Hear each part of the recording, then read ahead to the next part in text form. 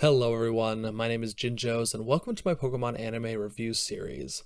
Last episode, Ash faced off against AJ, lost, took about 20 steps back in his maturity level, and got to see different ways in which Pokemon express their love and commitment to Pokemon. Today we're going to be talking about Season 1, Episode 9, The School of Hard Knocks, where Ash will be introduced to a school that provides an alternative way to reach the Pokemon League. Before jumping into the episode, our Who's That Pokemon for this episode is Cubone, a small dinosaur-like Pokemon whom is known as the Lonely Pokemon, as it tends to keep to itself and avoid social situations due to the trauma caused by the death of its mother. They will wear the skull of their mother as a helmet and will often cry into the night, causing the skull to vibrate and emit a plaintive and mournful sound. Its crying will attract Mandibuzz, a natural predator to Cubone, but they will use their bone club to fight back. It is said that a Cubone will only evolve once it comes to terms with the loss of their mother. They often live in rocky areas, usually in mountains or in caves. Its Pokemon Red and Blue Pokedex entry reads, "Because it never removes its skull helmet, no one has ever seen this Pokemon's real face." Moving into the episode, we open to a familiar scene, the trio walking through the woods peacefully and calmly. Other than Misty, who is being very clear, mind you, telling Ash that he owes her a new bike. Brock interrupts and lets them know that they need to start the show, marking this as the first time the characters break the fourth wall. After the title announcement, Brock decides that they need to take a break, and wow, does this guy carry a lot of things in his backpack, including a wooden table, chairs, tablecloth, dinner set for 3, a coffee maker, a tea set that would look incredible if it was produced in real life, mind you, and the most important of all, prune juice for the kids, as they're too young for coffee. Brock mentions making some French crepes, and Misty quickly is Twitter-pated by the idea of Paris, which is then shattered by the crunchy noises that Ash is making as he chews on some sort of cracker. Firewood is needed for this highly eccentric lunch to occur, to which Misty quickly volunteers Ash for, and Ash, you could tell he isn't exactly the most experienced of woodsmen, as he walks through the forest calling out, "Here, firewood!" and giving up when it doesn't walk up to him. He then comes across what I would say is a strange scene. Boy on a treadmill, in the middle of what we will learn is a schoolyard, but even that's a bit ludicrous. Someone had to haul that all the way out there, and find an extension cord that was long enough, plus a plug on the outside of the building. Just sounds like a hassle to me. As he is running, a group of older boys are quizzing him on Pokemon, their stats, evolution lines, etc. Misty has repeatedly offered Ash help, whether it's defending this kid, giving him advice on gym leaders, even offering her Pokemon to him in battle, and yet he refuses every single time. It could be just because they're 10 years old and they have a sibling relationship that just involves a lot of arguing. Maybe it's the fact that she's a girl, and as he is a boy, he either feels like he needs to handle everything himself in order to be a man, or that he wants to handle it by himself. I think it's mostly a combination of both, but it's hitting a point that I think Ash needs to open himself up to letting others in to solve his problems they face every single week. Misty then happily steps aside, to which Ash realizes it would be a 5-on-1 fight, and he isn't as enthusiastic. We then are introduced to the Pokemon Technical Institution, a school for those who wish to become Pokemon trainers but either don't want to or can't travel from city to city collecting badges. On graduation, they are automatically accepted into the Pokemon League.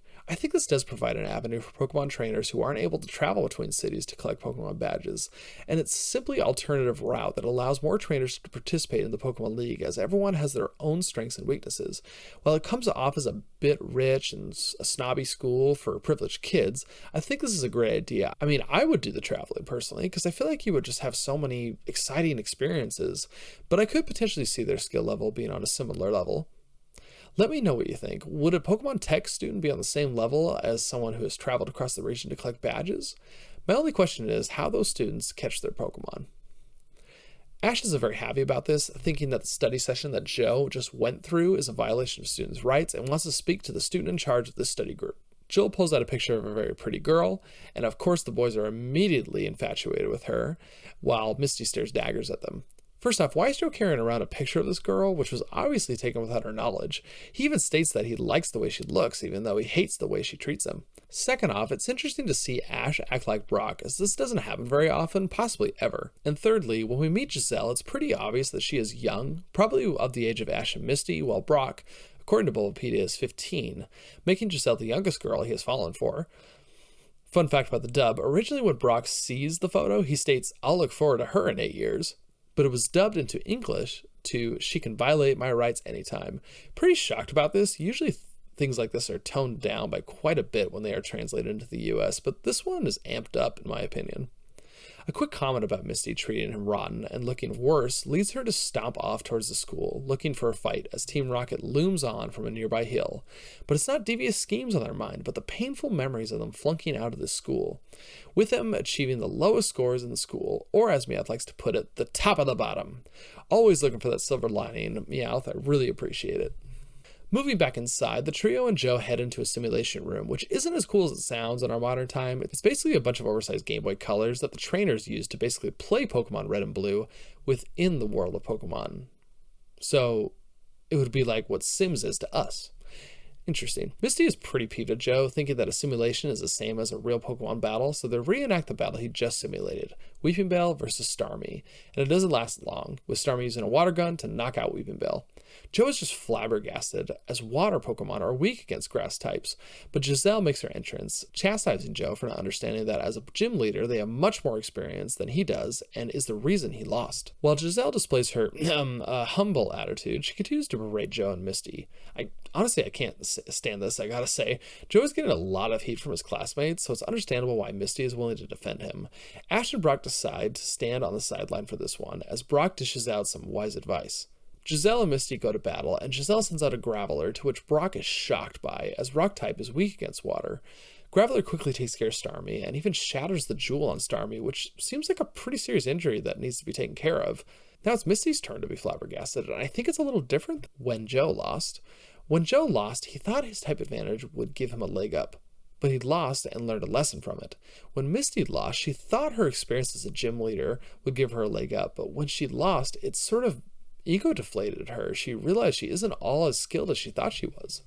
Very similar to Ash last episode when he lost against AJ.